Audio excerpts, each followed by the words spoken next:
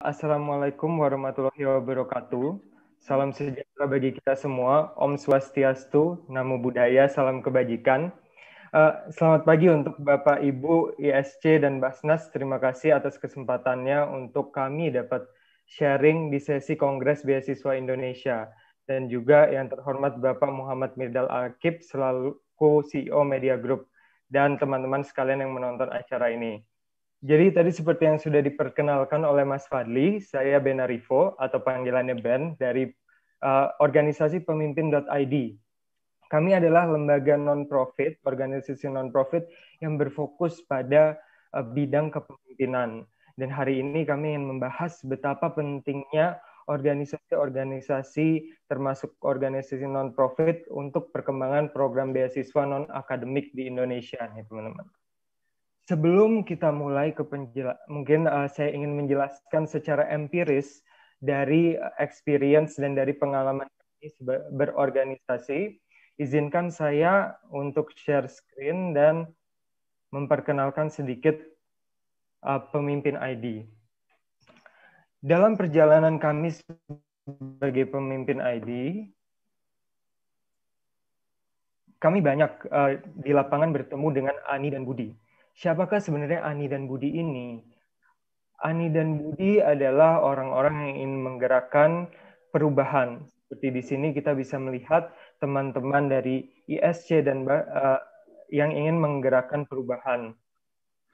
Dalam menggerakkan perubahan, kami sadar saat kami berbicara dengan mereka bahwa dibutuhkan skill kepemimpinan atau skills atau soft skill. Tapi sayangnya belum ada sekolah atau tidak banyak beasiswa yang berfokus pada soft skill atau bidang kepemimpinan ini. Padahal ini sangat penting agar mereka bisa, Ani dan Budi ini bisa menggerakkan perubahan. Dan seperti yang kita tahu, beasiswa bukan hanya membiayai untuk belajar, tapi beasiswa itu memberikan wadah untuk berkolaborasi antara para penerima, para grantee-grantee.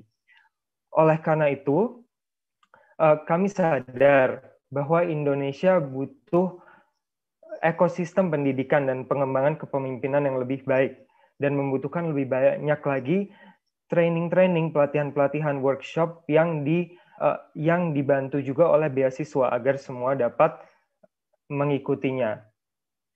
Nah, terinspirasi dari Rumah Penele atau Rumah Para Pemimpin yang ada di Surabaya. Jadi ini adalah rumah kosan yang dibuat oleh host Cokro Aminoto, di mana banyak calon pemimpin Indonesia seperti Soekarno di sana dapat berdiskusi secara bebas tentang kepemimpinan. Kami akhirnya mendirikan pemimpin.id.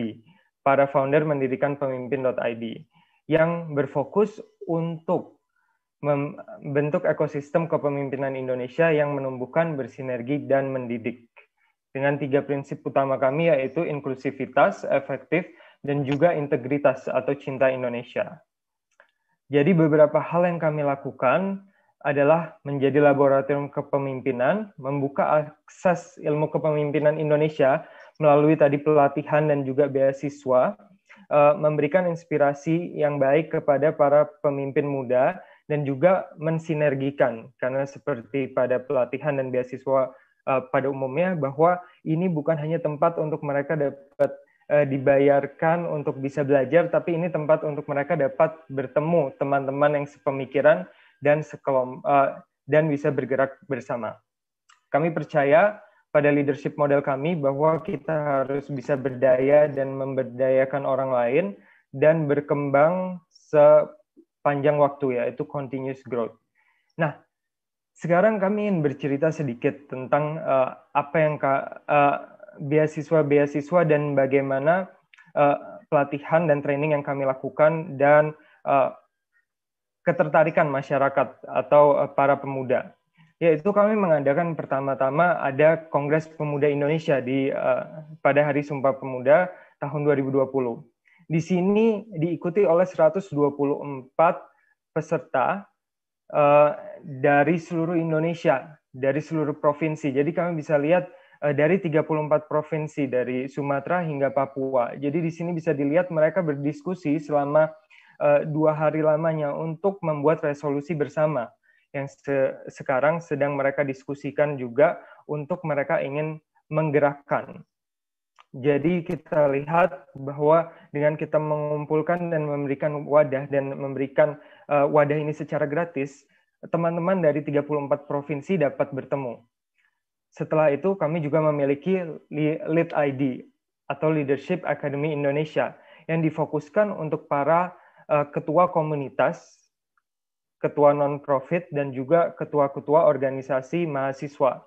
Di sini kami berjalan selama 1 tahun, di mana ada 520 peserta dan 240 alumni, dan ribuan pendaftar.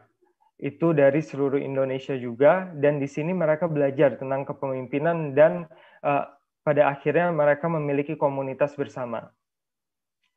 Dan ada ASN Academy. ASN Academy ini sebenarnya adalah give back kami, atau kami percaya bahwa sektor publik dan pemerintahan merupakan salah satu ujung tombak untuk ekosistem kepemimpinan.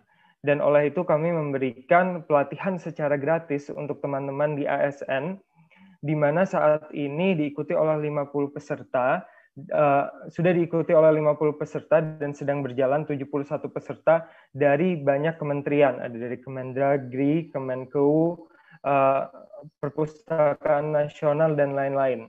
Dan di sini kami mendapatkan feedback yang sangat kuat atau feedback yang sangat banyak, bahwa kami sadar bahwa teman-teman ASN ini butuh wadah agar mereka bisa bertemu, agar mereka bisa belajar, karena tidak semua teman-teman mendapatkan ilmu-ilmu non-akademis, seperti ilmu-ilmu leadership untuk diri sendiri, kepemimpinan diri sendiri, bagaimana memanage stakeholder, bagaimana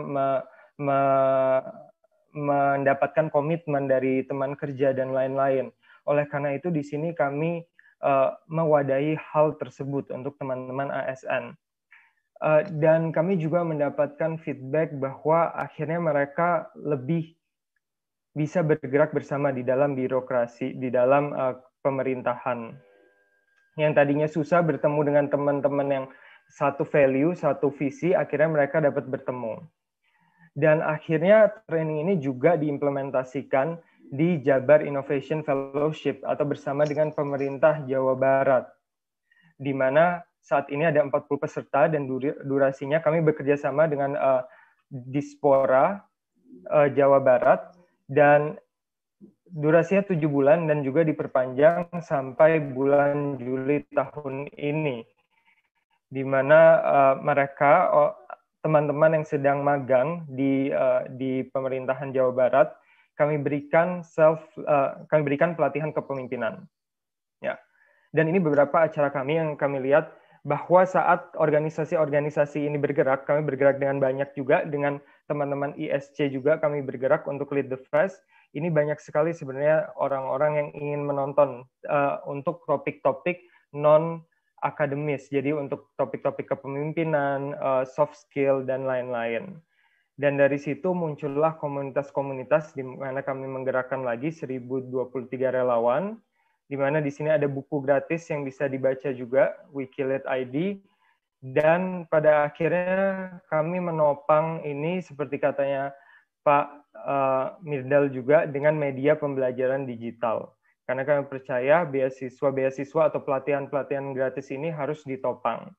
Dan ini adalah angka dari kami yang memperlihatkan kebutuhan atau banyaknya keinginan masyarakat untuk bisa belajar hal-hal yang non-akademis. Dan kami harapkan, kami sudah bekerja mempunyai MOU dengan 140 komunitas dan berharap dapat bekerja dengan lebih banyak komunitas dan lembaga-lembaga lainnya, agar kita bisa bergerak bersama untuk Indonesia yang lebih baik dan untuk Indonesia emas di tahun 2045.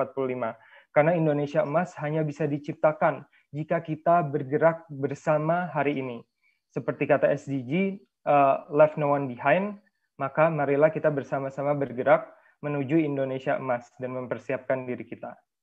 Oke, terima kasih Mas Fadli, sekian dari saya, dan semoga melalui acara ini akan banyak orang-orang yang bergerak untuk beasiswa Indonesia untuk memajukan pendidikan bangsa Indonesia. Terima kasih.